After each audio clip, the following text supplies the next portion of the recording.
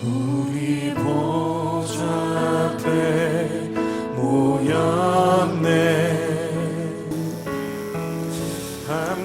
우리 다 함께 찬송가 338장 부르시면서 하나님께 영광 돌리도록 하겠습니다. 찬송가 338장입니다. 내 주를 가까이 하게 함은, 이 찬송 함께 찬송하시겠습니다.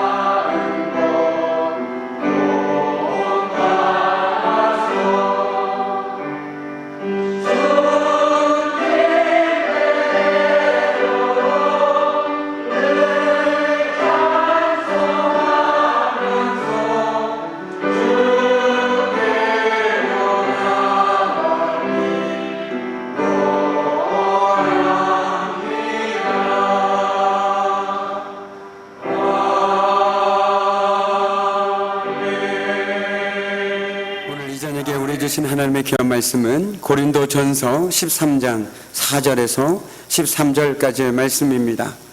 고린도전서 13장 4절에서 13절까지의 말씀, 제가 가진 성경은 신약 279쪽에 있습니다. 고린도전서 13장 4절에서 13절까지의 말씀, 이 귀한 말씀을 우리 한 절씩 교독하도록 하겠습니다. 사랑은 오래 참고, 사랑은 온유하며, 시기하지 아니하며, 사랑은 자랑하지 아니하며, 교만하지 아니하며,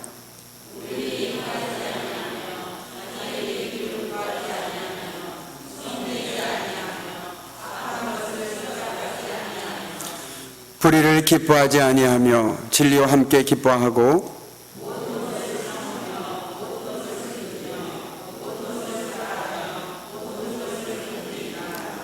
사랑은 언제까지나 떨어지지 아니하되 예언도 패하고 방언도 그치고 지식도 패하리라.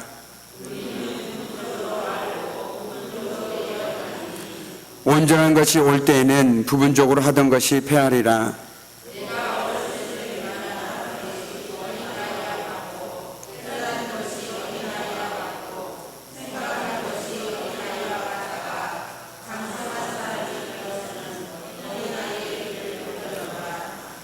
우리가 지금은 거울로 보는 것 같이 희미하나 그때는 얼굴과 얼굴을 대하여 볼 것이요 지금은 내가 부분적으로 아나 그때는 주께서 나를 아신 것 같이 내가 온전히 알리라.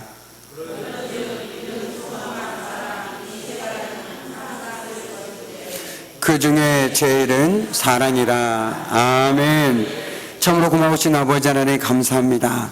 지난 3일간의 삶 속에서도 하나님께서 저희들 은혜로 붙들어 주셔서 건강하게 지내게 하시고 오늘도 그 은혜에 힘입어서 이 귀한 기도의 자리로 저희들을 인도해 주심에 감사를 드립니다.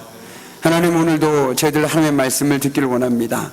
하나님 말씀 가운데 저희들 듣는 귀와 깨닫는 마음을 주셔서 오늘 하나님의 말씀을 듣고 깨닫고 알아 그 말씀대로 살아가는 복된 믿음의 삶이 되어질 수 있도록 하나님 도와주시옵소서.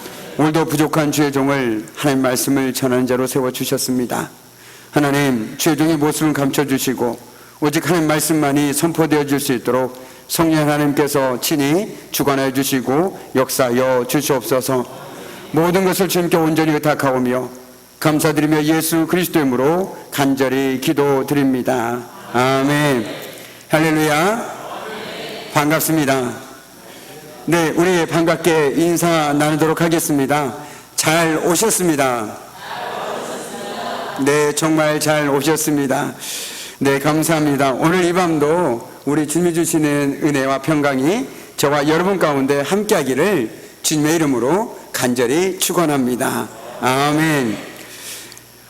저만 그런 걸까요? 참으로 사랑이 고픈 계절인 것 같습니다. 힘든 시기를 지내고 있는 저와 여러분 모두에게 그 어느 때보다도 사랑이 필요한 때인 것 같습니다. 따뜻한 말 한마디가 그리운 시절인 것이죠. 다 살기 힘들고 바쁘고 분주하지만 그래도 가끔은 멈추어서서 누군가에게 힘내라고, 아직은 세상은 살만한 세상이라고 말해줄 수 있는, 그리고 전화로든 메시지로든 누군가에게 힘을 줄 수 있는 저와 여러분이 된다면 얼마나 좋을까 생각되어집니다. 저도 오늘부터 생각나는 사람들에게 문자라도 보내서 그 마음을 전해볼까 합니다. 바라기는 우리 사랑하는 성도님들도 혹시라도 하나님께서 누군가를 생각나게 해주신다면 그분에게 따뜻한 위로 한마디, 아니면 고맙다, 힘내라, 괜찮다 등 그 따뜻한 말 한마디를 전해줄 수 있으면 얼마나 세상이 따뜻해질까 한번 상상해 보게 됩니다. 연일 계속되는 비와 불쾌 지수가 높아지는 이때 우리 서로 간의 만남이, 그리고 그 모든 것들을 한 방에 날려보낼 수 있는 이 밤 되었으면 정말 좋겠습니다. 네, 오늘 우리가 함께 읽은 고린도서 13장은 사랑의 찬가라는 애칭을 가지고 있을 정도로 사랑의 의미를 시적이면서도 심오하게 우리에게 조명해 주고 있습니다. 하지만 같은 본문에서 우리는 사랑 없이도 무슨 일이든 어떤 일이든 할 수 있는 존재라는 사실을 깨달으며 정신이 번뜩 듭니다. 내가 사랑이 없이도 모든 것을 할 수 있다는 거예요. 우리는 사랑이 없이도 천사의 말을 할 수 있고 사랑이 없이도 예언할 수 있습니다. 우리는 사랑이 없이도 산을 옮길 만한 믿음을 가질 수가 있죠. 그리고 그 사랑이 없이도 자선을 베풀 수 있습니다. 사랑 없이도 우리의 전 재산을 이웃에게 줄 수 있고 심지어 우리 목숨마저도 내어줄 수 있습니다. 사랑이 없이도 말이죠. 물론 이 모두는 외적으로는 세상으로부터 칭송받을 만한 고귀한 선행입니다. 너무나도 귀한 일이죠. 하지만 사도 바울은 인간의 모든 선한 마음과 태도와 언행도 사랑이 없으면, 그 안에 사랑이 없다라면 무의미하고 무가치하고 무익하다라고 합니다. 그러니 이타적으로 보이는 우리의 행위 속에 속으로는 이기적인 자아가 덕지덕지 붙어있지 않은지 우리는 스스로를 묻고 경계해야만 하는 것이죠. 혹시 내가 하는 행동이, 내가 하는 말이 사랑 없이 그저 나를 드러내기 위해서 하는 말은 아닌가 스스로에게 묻고 경계해야 된다는 것입니다. 오늘 우리가 읽은 말씀 4절은 대단히 강렬한 암시를 주는 구절입니다. 우리 4절 말씀을 함께 읽도록 하겠습니다. 4절 말씀입니다. 사랑은 오래 참고 사랑은 온유하며 시기하지 아니하며 사랑은 자랑하지 아니하며 교만하지 아니하며. 아멘. 혹시 여기에서 사랑이라는 단어가 몇 번 쓰였는지 아십니까? 3번이나 사용되고 있습니다. 물론 이렇게 사랑이라는 말을 거듭 사용한 사도 바울의 의도를 본문만 봐서는 제대로 알 수가 없습니다. 이 의미를 바로 알기 위해서는 바로 앞의 본문을 우리는 살펴보아야 하는 것이죠. 앞의 본문 1절에서 3절까지의 주어가 바로 내가였습니다. 내가. 사도 바울은 앞에 짧은 본문에서 내가, 즉 나라는 말을 7번이나 반복하고 있습니다. 매 절을 내가라는 말로 시작하고 있습니다. 내가 뭐 할지라도, 내가 뭐 할지라도, 내가 뭐 할지라도. 다시 말해서 내가 살아있을 때, 내가 살아있을 때 사랑은 존재할 수가 없습니다. 바로 이 사실을 염두에 두고 오늘의 본문을 봐야 한다는 것이죠. 내가 살아있는 한 사랑은 같이 존재할 수가 없습니다. 오늘 우리가 읽은 본문에서 주어가 무엇입니까? 사랑입니다. 사랑은. 앞의 본문과 매우 대조적이죠. 이처럼 사랑이 주어가 될 때 사라진 것이 무엇입니까? 바로 나입니다. 내가 없어져 버렸습니다. 오늘 우리가 읽은 본문에서 내가라는 단어를 찾아보십시오. 없습니다. 사랑이 반복되면 반복될수록 사라진 것은 바로 나입니다. 사랑의 본질을 설명하고 있는 4절에서 7절까지를 곰곰이 아무리 뒤져보아도 나라는 단어를 찾아볼 수가 없습니다. 이것이 무엇을 말해주는 것인지 혹시 아시겠습니까? 그렇습니다. 바로 사랑은 곧 나, 자아가 죽을 때 살아나게 됩니다. 자기 자아가 살아서는 결코 사랑할 수가 없습니다. 나를 먼저 챙겨야 되는데 어떻게 내가 남을 사랑할 수 있겠습니까? 우리 어머님들 자녀를 사랑할 때 남을 먼저 챙기십니까? 내 거 먼저 먹을 거 떼어놓고 그 다음에 자녀 먹을 거 챙겨 놓으십니까? 아니지 않습니까? 내 건 없더라도 자녀 걸 먼저 챙겨 놓습니다. 그게 바로 사랑 아닙니까? 근데 내가 누군가를 사랑한다고 얘기하면서 내 거 챙길 거 다 챙기고 남은 걸로 인심 쓰듯이 선심 쓰듯이 하는 것은 사랑이 아니라고 오늘 사도 바울은 우리에게 이야기해 주고 있는 것입니다. 자기 자아가 살아서는 결코 우리는 사랑할 수가 없습니다. 내가 살아있다라면 우리는 본성적으로 나를 먼저 챙길 수밖에 없거든요. 내 이익을 먼저 챙기고 내 목숨을 먼저 챙기고 모든 것들을 손익계산을 따져서 내가 손해가 되지 않는 범위에서 내 건 챙겨놓은 다음에 남은 것 가지고 선심 쓰듯이 남에게 자비를 베풉니다. 그리고 이렇게 얘기하죠. 나는 사랑을 베풀었노라고. 그러나 하나님이 보시기에는 그것은 결코 사랑이 될 수가 없습니다.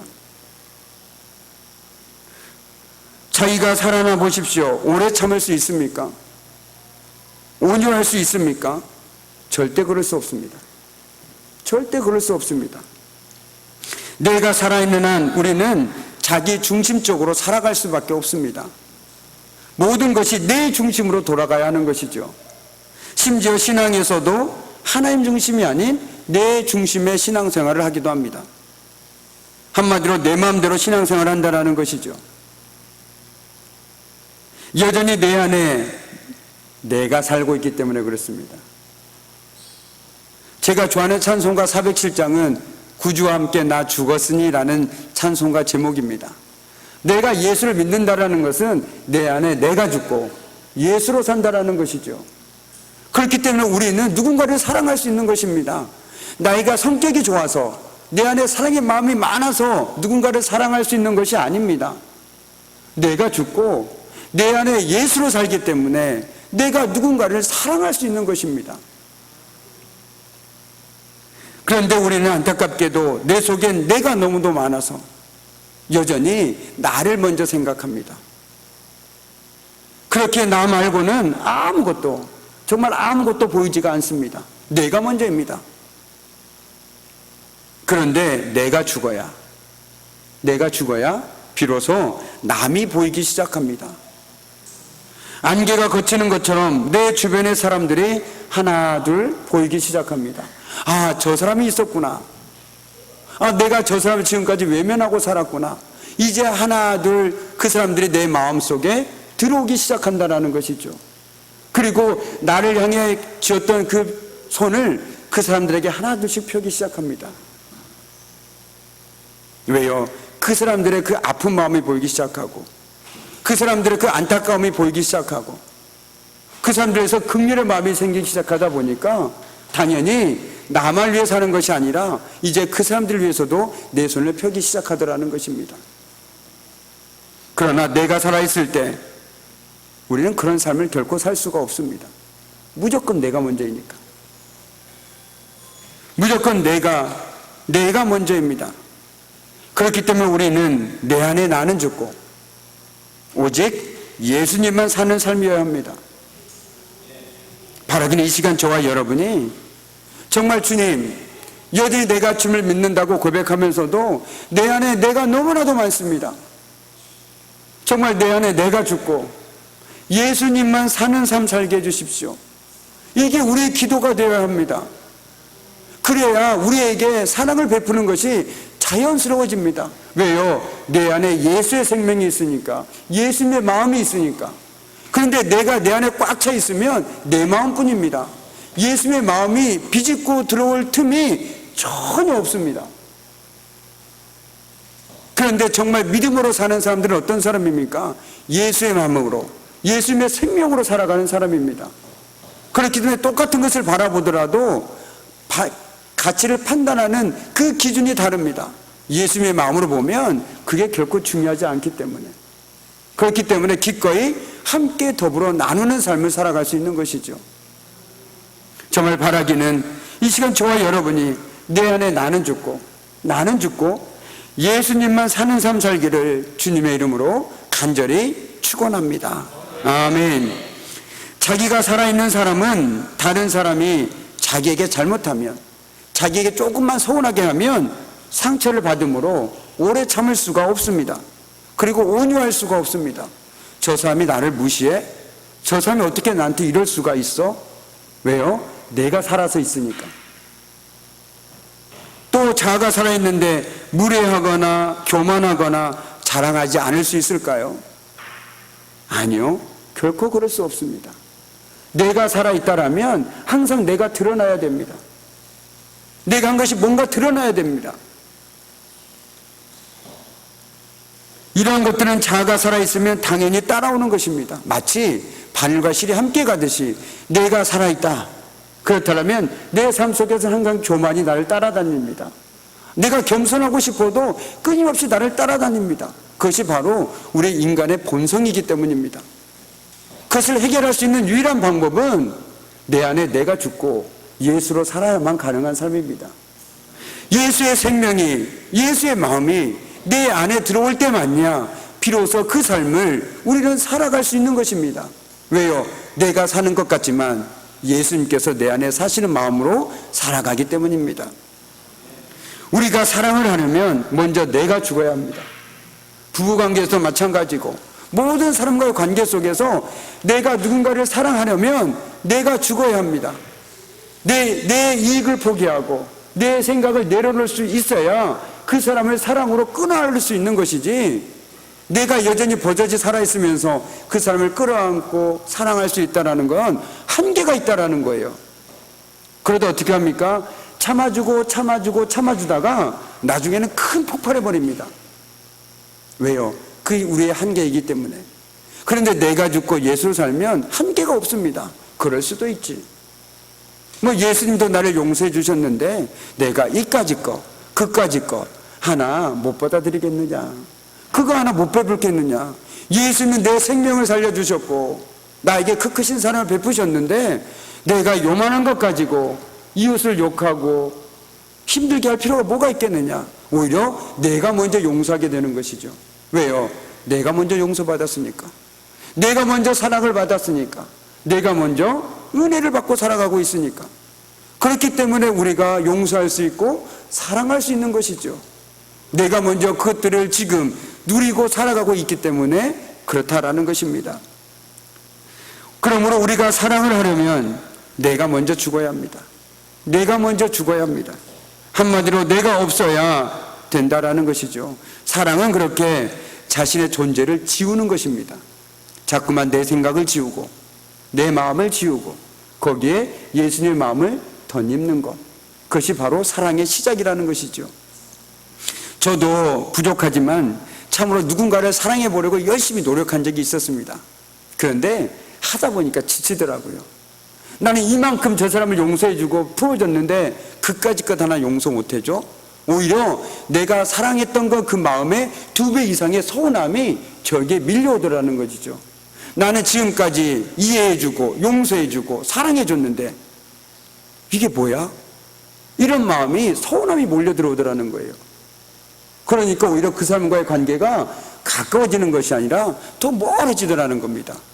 왜요? 내 힘으로 사랑하려고 하니까, 내가 가진 마음으로 품어보려고 노력하니까 그게 안 되라는 겁니다. 내 힘으로 할 수 있는 것이 결코 아닙니다. 사랑은요, 내 힘으로 할 수 있는 것이 아닙니다. 하나님께 그 마음을 내게 주셔야 그게 가능한 거예요. 그래서 혹시라도 여러분 가운데 혹시라도 누군가 마음에 걸리는 분이 있다라면, 마음에 상처받은 분이 있다라면 이 시간 이 마음을 한번 구해 보시기 바랍니다. 하나님, 나에게 긍휼한 마음을 주세요. 정말 긍휼한 마음을 주셔서 오히려 내가 그 사람을 바라볼 때 하나님의 마음으로 그 사람을 바라볼 수 있게 해달라고. 그래서 내가 억지로 용서하고 억지로 사랑하는 것이 아니라 하나님 주신 마음으로 그 사람을 이해하고 받아들이고 사랑으로 품을 수 있게 해달라고, 그 마음을 달라고 우리가 기도해야 될 것 같습니다. 저에게도 사람이다 보니까 관계 속을 하다 보면 정말 싫은 사람 없지 않겠습니까? 있습니다. 그런데 저는 그때마다 이렇게 기도합니다. 하나님, 저에게 긍휼의 마음을 주세요. 저 사람을 긍휼히 여길 수 있는 마음을 주세요 라고 기도합니다. 그러면 정말 놀랍게도 제 안에 미운 마음들이 싹 사그라지는 것들을 여러 번 경험했습니다. 그러면서 항상 느끼는 게 뭐냐면, 미움과 사랑은 종이 한 장 차이구나 라는 걸 느끼게 됐습니다. 야, 이렇게 하면 이해되는 것들이 왜 내가 저 사람을 미워했지? 라고 스스로 깜짝깜짝 놀랬던 적이 한두 번이 아니었습니다. 바라기는 정말 우리가 살아가다 보면 내가 예수를 믿어도 누군가를 미워할 때가 있습니다. 내가 마음이 어려울 때가 있습니다. 왜요? 우리는 감정을 가지고 살아가니까. 그러나 그때마다 혹시 그 미움이 내 마음을 짓누를 때 하나님께 이렇게 조용히 기도해 보십시오. 하나님, 나에게 긍휼의 마음을 주세요. 저 사람을 용서할 수 있는 마음을 주시고 저 사람을 사랑으로 품을 수 있는 마음을 주세요 라고 기도하며 나간다면 하나님께서 그 순간 저와 여러분의 마음 가운데 긍휼의 마음을 더해 주셔서 내가 더 이상 죄를 짓지 않고 오히려 하나님의 사랑으로 그 사람을 품게 해주실 거라고 저는 확신합니다. 혹시라도 지금 누군가에게 상처를 받거나 마음에 어려움이 있다면 언제든지 하나님 앞에 조용히 긍휼의 마음을 구하시기 바랍니다. 그렇게 할 때 더 이상 그 사람이 미운 사람이 아니라 오히려 내가 저 사람을 너무나 미워했구나, 내가 오히려 저 사람을 위해서 기도해 줘야 하는데 이 마음이 여러분을 압박할 거를 저는 알고 있습니다. 내가 미워하기보다 저 사람을 위해서 기도해야겠다, 저 사람을 위해서 기도해 줘야겠다, 그 마음이 여러분 안에서 점점점 더 커질 것입니다. 왜요? 하나님은 사랑의 하나님이시니까. 오히려 하나님께서는 우리가 누군가를 미워하기보다 정말 내 마음을 아프게 하는 사람을 위해서 기도하길 원하는 하나님이시잖아요. 그렇기 때문에 우리가 하나님께 그 마음을 구할 때 하나님께서는 오히려 우리에게 기도하는 마음을 주실 거라고 저는 믿습니다.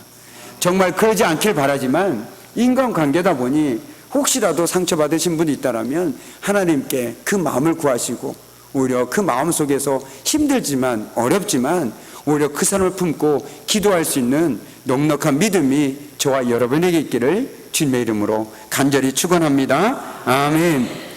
내가 차지한 자리를 다른 존재에게 내어주는 일, 그것이 사랑입니다. 그리고 내게 주어진 시간에 다른 존재를 스며들게 하는 일, 그것이 바로 사랑입니다. 그리고 대신 그리스도께서 내 안에 사시게 해야 된다는 것이죠. 그래야 그리스도께서 죄를 사랑하신 그 사랑으로 우리도 누군가를 사랑할 수 있게 됩니다. 기독교의 핵심은 뭐니 해도 사랑이죠. 사랑을 빼놓고는 결코 얘기할 수가 없습니다. 하나님을 사랑하며 이웃을 사랑하는 것, 예수님께서도 말씀하지 않으셨습니까? 하나님을 사랑하고 이웃을 사랑하는 것. 기독교의 신앙은 한마디로 하나님과 이웃을 향한 사랑으로 함축할 수 있습니다. 내가 보이는 이웃을 사랑하지 않으면서 보이지 않는 하나님을 사랑한다라고 말한다라는 것은 말도 안 되는 이야기죠. 내가 보이는 이웃을 사랑한다라면 그 사람은 보이지 않는 하나님도 사랑한다라고 이야기할 수 있습니다. 그러나 그 반대로 내가 보이는 이웃을 사랑하지 않는다라면 내가 아무리 나는 하나님을 사랑합니다 라고 얘기할지라도 하나님께서는 네 반쪽 마음밖에는 못 받겠다라고 말씀하실지도 모르겠습니다. 왜냐? 하나님 사랑과 이웃 사랑은 하나거든요. 결코 뗄래야 뗄 수 없는 관계입니다. 내가 보이는 이웃을 사랑한다라면 하나님께서는 그것으로 네가 나를 사랑하는구나 라는 것으로 그 마음을 받아주신다라는 것입니다. 그런데 오늘 고린도 교인들은 이것을 지키지 못했습니다. 하나님 사랑과 이웃 사랑을 지키지 못했다라는 것이죠. 그래서 그들이 열심을 내어 보여도 아무 소용이 없었습니다. 그리고 칭찬도 없었습니다. 고린도 교인들에게는 사랑이 있으되 사랑의 대상이 잘못되었다라는 것이죠. 그들이 사랑을 베푼 대상은 이웃이 아니라 바로 자기 자신이었습니다. 그들은 오직 자신의 만족과 유익을 위해서 떡을 떼며 교제하였습니다. 자기만 배부르면 되고 자기만 즐거우면 그만인 신앙 아닌 신앙을 소유했습니다. 자기 중심의 틀에 철저히 갇혀 신앙생활을 하다 보니 다른 사람이 발 디딜 틈이 전혀 없었습니다. 이것이 과연 참된 기독교의 모습일까요? 결코 아닙니다. 기독교 신앙은 자기 충족적인 것이 결코 아닙니다. 기독교 신앙은 나보다 어쩌면 남을 더 소중하게 생각합니다. 왜냐하면 우리는 주 안에서 너와 내가 구별되지 않습니다. 오늘 장로님 말씀처럼 우리는 주 안에서 가족이죠. 가족에서 네 거 내 거 따집니까? 아닙니다. 네 거 내 것도 없습니다. 함께 같이 누리는 것이죠. 그것이 바로 주 안에서 말하는 사랑이라는 것입니다. 그렇기 때문에 우리는 가족 아닙니까? 하나님께 더불어, 하나님 안에서 함께 더불어 살아갈 존재입니다. 내가 조금 더 있으면 조금 더 나눠주고 같이 기뻐하면서 하나님 은혜를 누리면서 살아가는 그런 가족과 같은 존재가 바로 우리라는 것이죠. 그렇기 때문에 나만이 존재하지 않습니다. 내가 있고 네가 있고 함께 살아가는 것이라는 것입니다. 그래서 우리가 잘 아는 것처럼 예수님께서도 내 이웃을 내 몸같이 사랑하라 말씀하셨다는 거. 네 이웃을 네 몸을 사랑하는 것처럼 사랑해 라고 말씀하고 있다는 것입니다. 내 몸처럼 남을 사랑하는 것, 이것을 삶에서 실천하는 것, 그럼으로써 삶에서 열매를 맺는 것, 이것이 바로 우리 그리스도인들의 책임입니다. 왜요? 내가 먼저 사랑을 받았으니까 그 사랑을 삶 속에서 실천하면서 열매를 맺어가는 것, 그것을 하나님께서는 우리에게 기대하고 계시다라는 거예요. 내가 너에게 먼저 사랑을 베풀었으니까 너 사랑을 받았으면 그 사랑을 너도 누군가에게 전해서 열매를 맺어라. 그게 내가 너한테 원하는 것이다 라고 성경은 분명하게 얘기하고 있다라는 것입니다.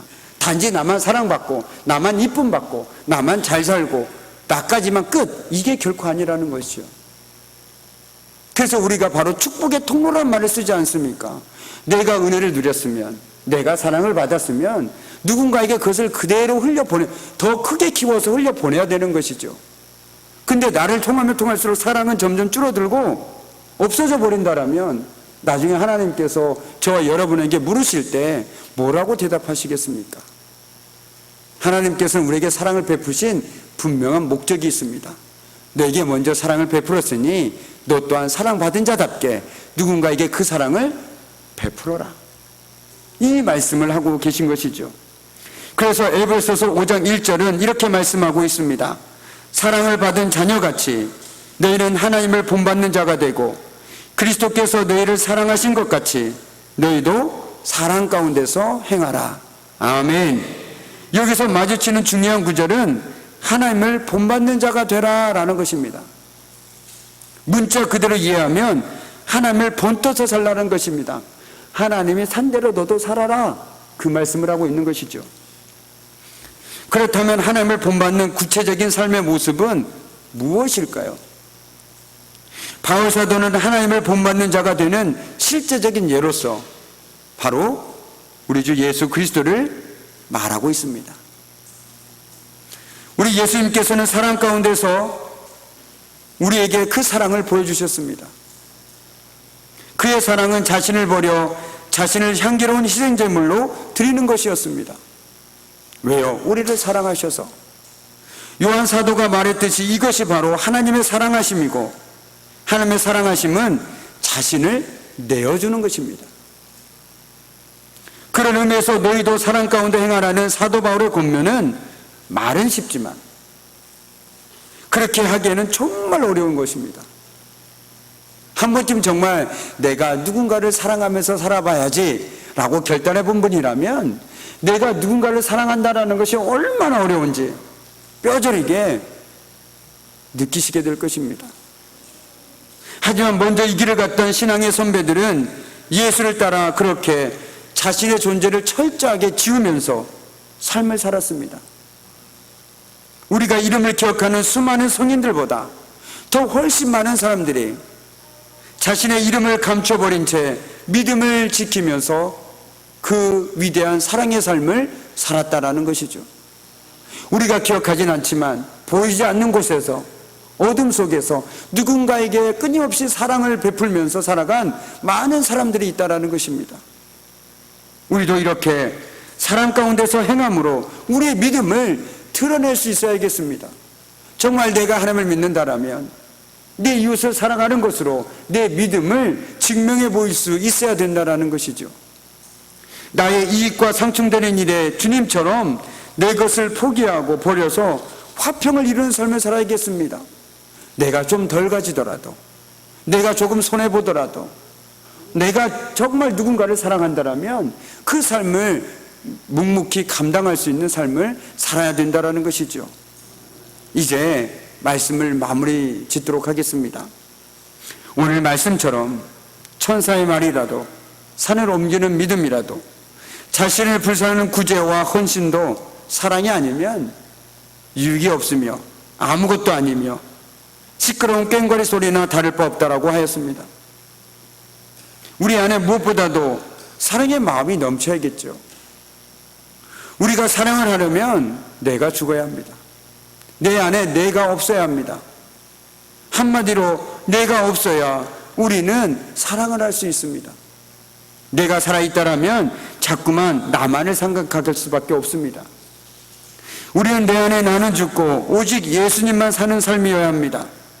사랑은 그렇게 자신의 존재를 서서히 지워가는 것입니다. 누가 알아주든 알아주지 않든 그것은 중요하지 않습니다. 오히려 주는 자에게 복이 있다는 그 말씀처럼 누군가에게 사랑을 베풀면서 오히려 기쁨을 누리며 살아가는 삶을 살게 된다는 것이죠. 이제 우리는 각자의 삶의 현장에서부터 조금씩, 아주 조금씩 나의 존재를 지우고 사랑 가운데 행함으로 믿음을 드러내 보여야 하겠습니다. 바라기는 저와 여러분이 하나님을 본받는 자가 되어 무엇이든 사랑 가운데 행하는 삶 살기를 주님의 이름으로 간절히 축원합니다. 아멘. 기도하겠습니다. 참으로 고마우신 아버지 하나님, 오늘 귀한 말씀을 통해서 사랑은 내가 죽고 예수로 사는 삶이어야 가능함을 깨닫게 되었습니다. 아버지, 여전히 내 안에 내가 살아있다라면 이 시간 나는 죽고 예수로 사는 삶 되게 하여 주시옵소서. 그를 통해서 언제나 내 삶 가운데 사랑이 넘치는 복된 삶 되게 하여 주옵소서. 감사드리며 예수 그리스도 이름으로 간절히 기도드립니다. 아멘. 우리 찬송가 212장 함께 찬송하겠습니다. 찬송가 212장입니다.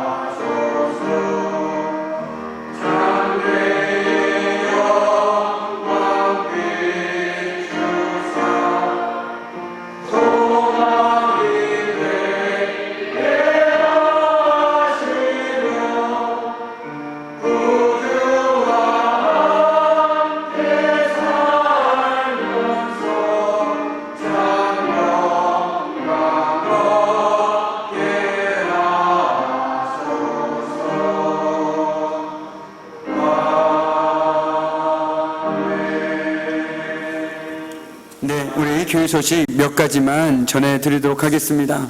특별히 한 해 은혜 가운데 추가 신방이 계속 진행 중에 있습니다. 아직까지도 추가 신방을 받지 못한 분이 있다면 언제든지 시간에 구애받지 마시고 인도자나 구역장 또는 저에게 말씀해 주시면 제가 기쁜 마음으로 달려가도록 하겠습니다. 그리고 지난주 월요일 세 달 함께 여는 새벽 기도회가 하나님의 은혜 가운데 잘 마쳤습니다. 이번 달에 함께하지 못해 아쉬운 분들이 있다면 다음 8월 1일에는 꼭 함께 새벽을 여는 기도회로 함께 했으면 좋겠습니다. 저는 기도하면서 기다리고 있겠습니다. 새벽 5시입니다. 그리고 교우 소식입니다. 우리 김기용 집사 7월 2일 지난주 금요일부터 장흥병원에서 지금 입원 치료 중에 있습니다. 또한 우리 문진규 집사 내일부터 8차 마지막 항암 치료에 들어가게 됩니다. 함께 기도할 때 큰 힘이 될 거라고 믿습니다. 더불어서 우리 7월 10일 이제 한 3일 정도 남은 것 같습니다. 우리 손승현 장로 백남인 권사 차남 우리 손신영 청년이 7급 공무원 시험을 7월 10일 날 보게 됩니다. 정말 우리가 해줄 수 있는 것은 믿음의 기도인 것밖에 없는 것 같습니다. 시간 나실 때마다 생각나실 때마다 함께 기도해 주시면 큰 힘이 될 거라고 믿습니다. 꼭 함께 기도해 주시기 바랍니다. 나머지 교회 소식은 주보를 참조해 주시기 바랍니다.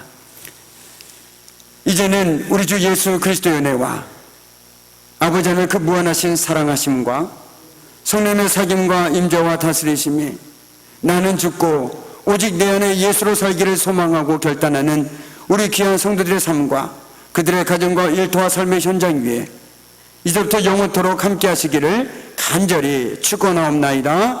아멘.